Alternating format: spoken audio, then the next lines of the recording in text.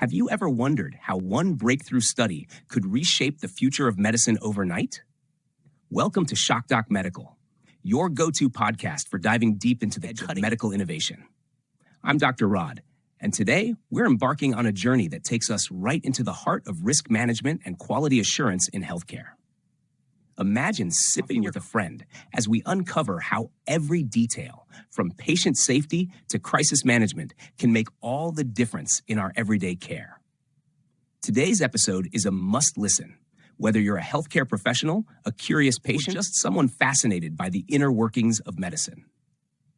We're unpacking Lecture 14, Risk Management and Quality Assurance, a comprehensive guide to identifying risks and ensuring the highest quality of care.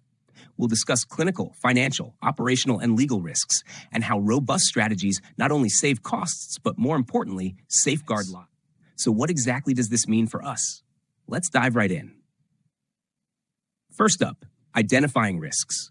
Picture this. Your healthcare team is like a finely tuned orchestra, but what if one instrument is off-key? That's where risk management steps in. Clinical risks, patient safety. We're talking about the real threats, misdiagnoses, medication errors, and procedural complications. Regular clinical audits and strict adherence to clinical guidelines are essential to catching these issues before they harm patients. Imagine the difference a quick, proactive checkup can make. Infection control. In busy clinical settings, the risk of infections looms large. By implementing stringent protocols and maintaining impeccable hygiene standards, both patients and staff are protected from potential outbreaks. Financial risks, revenue cycle disruptions. Ever had a billing hiccup that delayed reimbursement?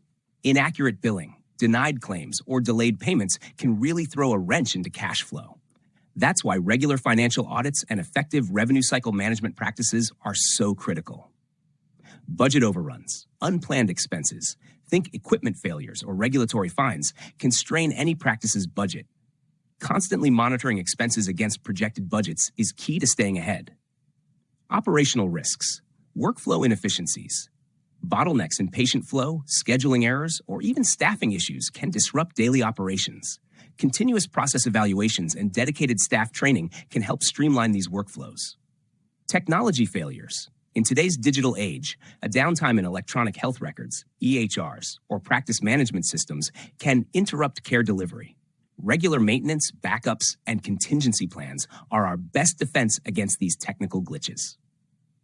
Legal risks, compliance violations. Non-adherence to healthcare regulations like HIPAA or OSHA isn't just a legal matter. It can tarnish a practice's reputation. Keeping up with regulatory updates and conducting regular compliance audits is essential. Malpractice claims. Finally, the ever-present risk of malpractice claims reminds us that comprehensive liability insurance and rigorous clinical standards are non-negotiable. So what happens when we pinpoint these risks? The next step is developing a robust risk management plan. Let's break this down further into two key areas: policies and procedures and mitigation strategies. Policies and procedures, risk assessment. The first step is a thorough risk assessment.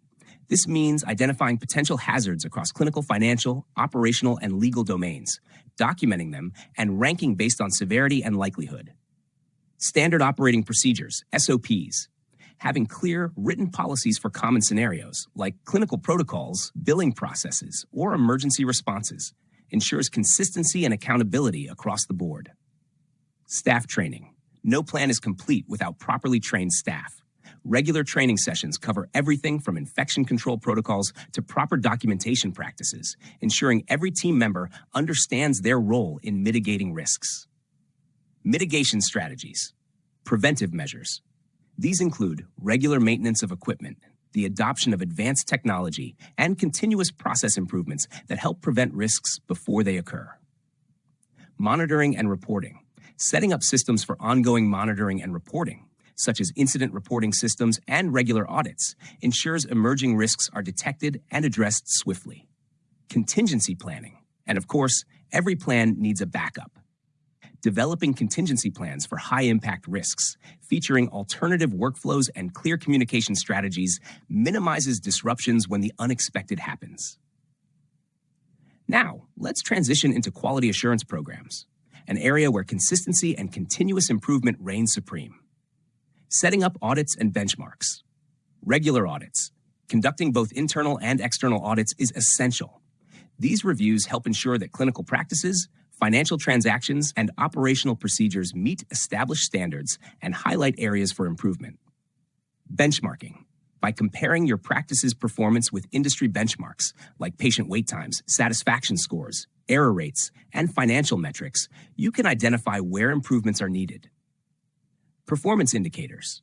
Establishing key performance indicators, KPIs, that align with your goals and regularly reviewing these metrics is vital for gauging the effectiveness of your quality assurance efforts. Continuous improvement. Feedback mechanisms. Implementing structured channels, such as patient surveys and suggestion boxes, for feedback is critical. These mechanisms help identify operational gaps and drive ongoing improvement. Plan, Do, Study, Act, PDSA cycles. Using PDSA cycles to test, evaluate, and refine quality improvement initiatives enables incremental changes that lead to long-term improvements.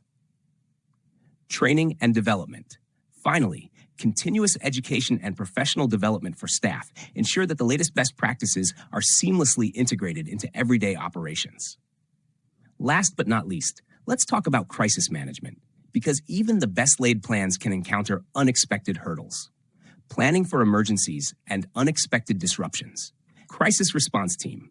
Establish a dedicated team that includes representatives from clinical, administrative, and IT departments. This team is the backbone of your emergency response. Emergency protocols. Develop comprehensive protocols for various scenarios, be it natural disasters, system failures, or public health emergencies. These protocols should clearly define communication strategies, evacuation procedures, and the roles of every team member. Simulation and drills. Regular drills and simulation exercises ensure that your staff are well prepared and can act swiftly under pressure.